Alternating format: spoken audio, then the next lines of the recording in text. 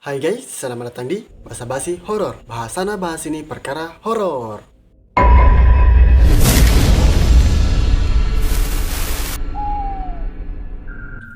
Kali ini aku akan menceritakan sebuah kisah dari seorang pria yang mendapati kejadian mistis setelah membeli sebuah mobil bekas. Seperti apa cerita lengkapnya? Mari simak sampai habis. Sebelum itu, jangan lupa subscribe ya bagi yang belum. Kejadian bermula ketika seorang pria bernama Krishna yang bekerja sebagai sales di sebuah perusahaan rokok terbesar di Indonesia baru saja mendapatkan bonus dari kantornya. Ia mendapatkan bonus yang terbilang lumayan karena berhasil mencapai target yang telah ditetapkan oleh perusahaannya. Krishna yang saat itu tengah memiliki seorang istri yang sedang hamil muda ingin memanjakan istrinya dengan membeli sebuah mobil dengan harga yang pas di kantong. Dirinya berencana untuk membeli sebuah mobil dengan kondisi bekas agar bisa lebih murah dan dapat dibayar dengan cash. Singkat cerita, Krishna menemukan mobil yang pas di hati dan budgetnya, yakni mobil beroda 4 berwarna abu-abu. Krishna membeli sebuah mobil tersebut dari seorang bapak-bapak yang sedang membutuhkan uang. Karena dirasa cocok dan pas, akhirnya Krishna bersepakat dengan bapak tersebut. Saat pertama kali mobil tersebut datang, mereka berdua sangat senang sekali. Karena dengan mobil tersebut, mereka jadi bisa leluasa pergi kemana saja dengan mobil sendiri tanpa memakai mobil kantor. Namun nih, baru beberapa hari di rumah, mobil pasangan suami istri tersebut selalu tercium bau amis. Iya, bau amis darah. Mereka selalu mencoba mencari-cari di sela-sela mobil untuk mengetahui sumber dari bau amis tersebut. Yang mereka takutkan adalah jangan sampai di dalam mobil tersebut terdapat binatang yang mati dan mengeluarkan darah. Tapi, semua itu tak membuahkan hasil karena tak ada satupun binatang mati di sela-sela mobil tersebut. Bau amis darah itu semakin menyengat ketika sore menjelang malam hari. Karena hal tersebut, Krishna pun sering membawa mobilnya ke tempat pencucian mobil dan meminta untuk diberikan pewangi yang lebih banyak. Namun, tetap saja bau amis itu masih tercium ketika sudah sampai di rumah. Selain itu, jika mereka sedang mengendarai mobil di malam hari, selalu saja terdengar suara tangisan bayi yang suaranya samar-samar. Meski tak begitu jelas, suara tangisan bayi itu cukup mengganggu mereka. Hingga akhirnya, Krishna berencana membawa mobil itu ke paranormal atau orang yang tahu menyelesaikan permasalahan mobil itu. Karena menurutnya, ini bukanlah permasalahan yang biasa terjadi. Tapi karena kesibukan pekerjaan, akhirnya rencana ke paranormal itu selalu diundur-undur. Sampai pada kejadian di suatu malam, Krishna harus pulang larut malam karena lembur di kantor. Sekitar pukul 1 dini hari. Sepanjang jalan pulang, ia terus mencium bau amis darah. Ketika jarak sampai ke rumah tinggal 3 km lagi, entah mengapa bulu kuduk Krishna terasa tegang, merinding. Sambil menyetir, Krishna membaca doa terus-menerus. Namun suara tangisan bayi itu muncul lagi, terdengar lebih jelas dan keras dari sebelumnya. Karena merasa ada yang tak beres, ia terus mengecek kaca spion untuk memastikan keadaan. Ketika ketiga kalinya Krishna melihat ke kaca spion, ada sosok wanita yang sedang menggendong bayi di jok belakang mobilnya. Ia sempat bertatap-tatapan sesaat. Hingga akhirnya Krishna harus menginjak rem mobilnya dengan mendadak. Sontak Krishna langsung keluar dari dalam mobil. Tapi karena waktu masih tengah malam, di luar pun sangat sepi sekali. Hampir tak ada orang. Berkali-kali Krishna membaca doa dikarenakan apa yang ia lihat. Dan ketika ia lihat lagi dari luar, di jok belakang mobil kosong alias tidak ada apa-apa. Meski jarak ke rumah sudah semakin dekat, tetap saja ia bingung harus melanjutkan dengan mengenakan mobil atau tidak. Telah menenangkan diri sejenak, Krishna pun akhirnya memutuskan untuk pulang dengan mengendarai mobil. Sebelum masuk, tak lupa ia membaca ayat kursi terlebih dahulu. Ketika memasuki mobil, Krishna melirik sekitar dalam mobil untuk memastikan tak ada siapa-siapa di belakang jok mobil, dan memang kosong. Saat beberapa meter melaju, sosok perempuan pucat yang menggendong bayi itu muncul lagi di belakang Krishna. Bau amis itu bahkan semakin menyengat dari yang biasanya. Sontak, ia langsung membaca ayat kursi dengan diteriakkan. Karena Krishna baru pertama kali melihat makhluk tak kasat mata, ia menyetir sambil gemetar dan hampir menangis. Keringat panas dingin keluar di sekujur tubuhnya. Dengan kekuatan gas yang luar biasa, ia langsung memarkirkan mobil tersebut di depan rumahnya tanpa dimasukkan ke garasi. Sesampai dalam rumah, keringat dingin terus mengucur di tubuhnya. Ia mencoba langsung tidur, tapi tak bisa karena terus dibayangi hantu gentayangan itu. Keesokan harinya, Krishna langsung demam tinggi, hingga istrinya pun bingung ketika suaminya harus pulang dengan terburu-buru dan memarkirkan mobil dengan sembarangan. Krishna tak berani cerita karena istrinya yang sedang hamil muda. Ia takut jika istrinya nanti kepikiran, sehingga Krishna beralasan ingin tidur lebih cepat karena ngantuk pada saat malam itu. Setelah sembuh beberapa hari sakit, Krishna masih trauma untuk menaiki mobilnya. Karena bau amisnya masih terasa, ia memutuskan untuk membawanya ke kiai yang bisa mencari solusi permasalahan itu. Krishna ditemani temannya untuk pergi ke kediaman Pak Kiai pada sore hari. Tapi, sosok hantu gentayangan itu muncul dengan tiba-tiba di belakang jok. Karena kaget, Krishna akhirnya tidak bisa mengendalikan mobil tersebut dan akhirnya kecelakaan masuk ke dalam jurang. Meski begitu, keduanya masih bisa selamat dan hanya mengalami luka lecet di tangan. Krishna segera meminta bantuan saudaranya untuk menginformasikan kondisinya itu. Tak begitu lama, banyak warga yang melintas, menolong Krishna dan temannya untuk ditenangkan. Menurut warga sekitar, tempat itu memang sering terjadi kecelakaan tunggal, dan Krishna adalah salah satunya. Entah karena apa, tapi Krishna tidak cerita bahwa ia kecelakaan karena melihat penampakan di jok belakang mobilnya. Kemudian mobil derek datang dan membawa mobilnya. Krishna pun dijemput oleh saudaranya. Dan selama di mobil, saudaranya membahas kenapa ia bisa kecelakaan di sana. Dirinya juga tanya temannya, apa dia melihat sosok penampakan di jok belakang mobil. Tapi katanya, dia tidak melihatnya. Malah dia heran, kenapa Krishna tiba-tiba kaget dan banting setir. Krishna pun jadi heran, mengapa hanya dirinya saja yang bisa melihat penampakan wanita itu. Setelah ia dan temannya diobati di rumah sakit, mereka pun langsung pulang. Krishna benar-benar kepikiran dengan mobil itu, hingga akhirnya ia memutuskan untuk secepatnya bertemu dengan Kiai Muhi. Dengan menggunakan mobilnya, ia akhirnya sampai di tempat Kiai Muhi. Beliau langsung mempersilahkan masuk, dan tanpa basa-basi, Krishna pun langsung menceritakan kejadian demi kejadian yang dialaminya. Kiai Muhi sebetulnya ingin mengecek langsung ke mobilnya, tapi berhubung mobilnya masih di bengkel, jadi diurungkan.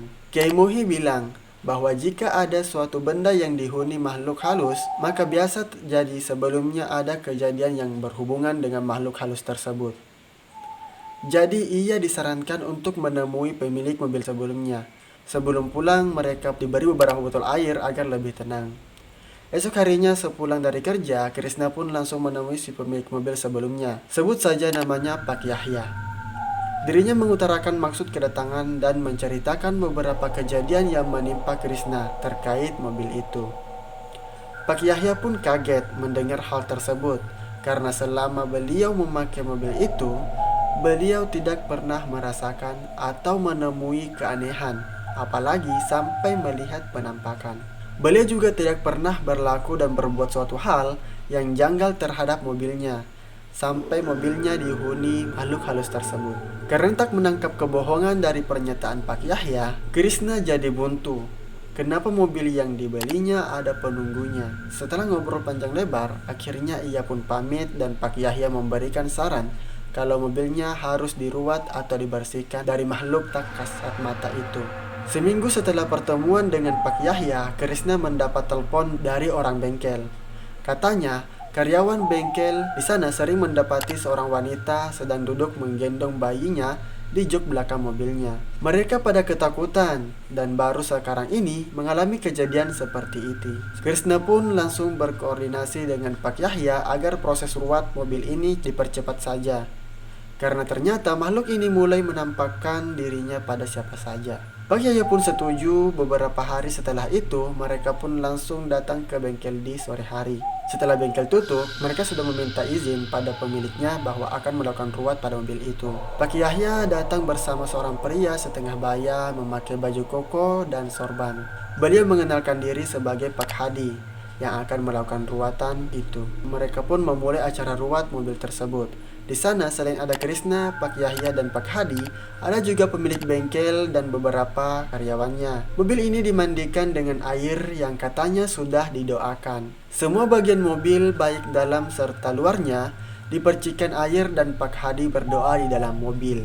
Ketika Pak Hadi sedang berdoa di dalam mobil, ada salah satu karyawan bengkel yang kesurupan. Ia langsung terjatuh begitu saja dan tiba-tiba berteriak, "Jangan usir kami!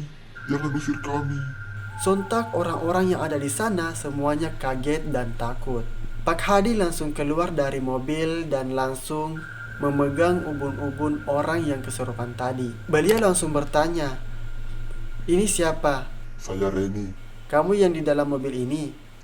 "Iya, katanya sambil menangis. "Kenapa kamu tinggal di mobil?" karena saya meninggal di sana bersama bayi saya." jawabnya. "Kamu meninggal kenapa?" Doni. Orang yang kesurupan itu malah menangis dan menyebut nama Doni. Entah siapa Doni itu, Krishna tidak kenal, tapi raut muka Pak Yahya jadi berubah. Beliau seperti kaget dan gugup. Entahlah, Krishna pun bertanya pada Pak Yahya, "Bapak kenal dengan yang namanya Doni?" "Itu anak saya," ujar Pak Yahya dengan muka pucat basi. Ternyata Pak Yahya punya anak namanya Doni yang masih sekolah SMA kelas 3. Wah, Krishna pun kaget dibuatnya. Sedangkan arwah Reni ini tidak mau disuruh meninggalkan mobil tersebut karena katanya dia nyaman ada di sana. Dia malah menangis dan terus menangis. Pak Hadi yang berusaha untuk memindahkan arwahnya seperti kewalahan. Beliau terlihat capek sekali. Krishna dan Pak Yahya akhirnya mengambil keputusan untuk mencari tahu dari Doni. Mungkin Doni tahu sesuatu tentang seseorang yang bernama Reni. Akhirnya mereka sudahi ruwet mobil tersebut. Ia langsung ikut Pak Yahya pulang ke rumah beliau untuk bertemu dengan Doni. Kebetulan Doni sedang ada di rumah, jadi mereka bisa langsung bertanya padanya. Ketika mereka menanyakan nama Reni pada Doni, reaksi Doni langsung kaget dan pucat pasi. Pak Yahya langsung curiga melihat reaksi Doni. Krishna pun begitu, jadi mereka desak Doni untuk menceritakan siapa Reni ini sebetulnya. Ternyata Reni ini adalah pacar Doni. Mereka sudah berpacaran cukup lama dan gaya berpacaran mereka bukan hanya sekedar pacaran biasa. Mereka sudah melewati batas dan akhirnya Reni hamil. Awalnya Doni bersedia bertanggung jawab atas kehamilan Reni. Tapi Doni berjanji akan menikahi Reni jika sudah lulus ujian SMA. Dan Reni pun menyanggupinya, walaupun Reni harus menunggu dan menutup perut buncitnya dulu. Tapi malam itu Reni minta tolong pada Doni bahwa dia merasakan mulas. Dia sepertinya akan melahirkan. Jadi minta tolong Doni untuk menjemputnya. Doni pun menjemput Reni ke rumahnya dan berencana akan mengantar Reni ke klinik bersalin. Doni menjemput Reni menggunakan mobil tersebut yang saat itu masih milik ayahnya. Sebelumnya Reni ini hanya tinggal bersama ayahnya, sedangkan ibunya sudah meninggal. Jadi karena ayahnya sibuk bekerja, dia tidak sadar dengan perubahan fisik anaknya. Reni pun sedemikian rupa menutupi kehamilannya selama di sekolah, supaya tidak ada yang curiga. Selama di perjalanan menuju klinik, Reni merasakan sakit mulas di perutnya. Doni dan Reni pun panik, mereka tidak tahu harus berbuat apa. Tapi tiba-tiba pikiran jahat berkelebat di pikiran Doni. Dia langsung membekap mulut Reni sampai Reni kehabisan nafas. Reni pun meninggal saat itu juga, sedangkan bayinya waktu itu masih hidup. Bayinya laki-laki, namun karena setan sudah menguasai pikiran Doni, maka bayi tidak berdosa itu pun jadi korban kebiadaban Doni. Karena takut perbuatannya diketahui oleh orang lain, maka Doni membuang jasad Reni di jurang di suatu tempat malam itu juga. Doni merasa perbuatannya aman-aman saja, tidak ada yang mengetahuinya. Ketika mendengar cerita lengkap dari Doni, anaknya, Pak Yahya langsung emosi dan memukul Doni. Dia langsung bersumpah bahwa Doni harus mempertanggungjawabkan perbuatannya. Saat itu Doni langsung sujud di kaki ayahnya. Doni mengaku salah dan hilaf. Krishna pun yang mendengarnya hanya bisa geleng-geleng kepala bahwa pergaulan anak muda zaman sekarang memang benar-benar sudah di luar batas. Mereka tidak memikirkan resiko atas perbuatan mereka. Pak Yahya pun mendesak Doni untuk menunjukkan di mana dia membuang jasad Reni. Keesokan harinya, setelah mereka laporan ke polsek terdekat dan ditemani beberapa anggota kepolisian, mereka langsung menuju jurang yang dimaksud oleh Doni. Ternyata, jurang yang dimaksud Doni adalah jurang di mana tempat Krishna kecelakaan. Mungkin di kecelakaan Krishna kemarin, Reni ingin menunjukkan jasad dirinya kepada Krishna. Tapi waktu itu dia tidak melihat sekeliling. Ternyata jasad Reni ditemukan sudah membusuk saat itu juga, beserta jasad bayi yang dilahirkannya. Mereka ditemukan tertutup daun-daun kering di dasar jurang. Begitulah jika setan sudah merasuki jiwa seseorang. Untuk menutupi kesalahannya, dia melakukan kesalahan lain yang lebih fatal. Akhirnya, Doni dipenjara untuk mempertanggungjawabkan perbuatannya. Sedangkan nasib mobil Krishna masih dihuni oleh Reni. Sampai saat ini, jika Krishna sedang menyetir malam-malam, masih suka terdengar suara tangisan bayi di mobil itu, dan bau amis masih suka tercium. Cerita ini hanya Krishna yang tahu dan sengaja memberitahu istrinya karena dia sangat penakut. Kejadian pembunuhan Reni terjadi seminggu sebelum mobil tersebut Krishna beli. Jadi, mungkin wajar saja jika Pak Yahya tidak merasakan keganjilan seperti yang dia rasakan. Entah cerita ini fakta atau hanya karangan belaka, tetapi kita bisa mengambil pelajaran dari kisah ini bahwa meskipun sibuk dengan pekerjaan, sebagai orang tua harus tetap memperhatikan anaknya. Dengan siapa dia bergaul, apa saja yang dilakukan si anak, dan lain sebagainya. Sebagai seorang anak, juga kita harus menjaga nama baik orang tua dan keluarga dengan menjaga pergaulan. Jangan sampai hal semacam itu atau bahkan yang lebih parah dari itu bisa terjadi. Sekian cerita horor kita kali ini. Jangan lupa subscribe, like, dan tekan loncengnya agar tidak ketinggalan video dari kami. And see you again.